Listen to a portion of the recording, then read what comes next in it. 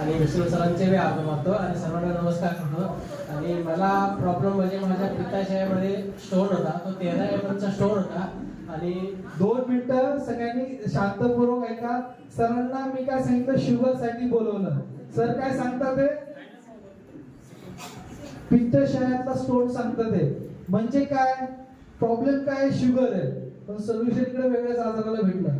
तर sir पित्ताशयामध्ये 13 mm चा stone होता आणि बीपी माझी 400 ते 450 होती। बीपी पण मी शुगर पण होते आणि भरपूर मी औषधं खाल्ली, जे लोक सांगायचे ते मी औषधं खाल्ली, परंतु त्याच्यामध्ये काहीच रिझल्ट नव्हता आला। परंतु आपल्याला आराम पडण्यासाठी आपण भरपूर औषधं खाल्ली। असंच निशांत सर मला भेटले, त्यांनी सांगितले की असं असं आहे, आपण एवढा खर्च करतोय तर म्हणजे एक वेळ ट्राय करूया आपण, झालं तर ठीक आहे, नाही तर काय नाही।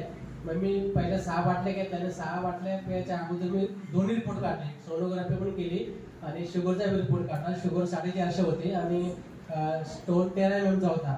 मग त्याच्यानंतर 6 बाटल्या संपल्यानंतर परत मी रिपोर्ट काढला, परत सोनोग्राफी केली तर स्टोन 6 mm चा राहिला, 13 mm चा होता 6 mm आणि बीपी जवळजवळ 300-250 पर्यंत आली। मग दुसऱ्या परत 6 बाटल्या घेतल्या मी आणि दुसऱ्या 6 बाटल्यावर परत रिपोर्ट काढला तर स्टोन तर पूर्ण मिळून काय दिसलाच नाही आणि शुगर पूर्ण लेवलमध्ये आली माझी।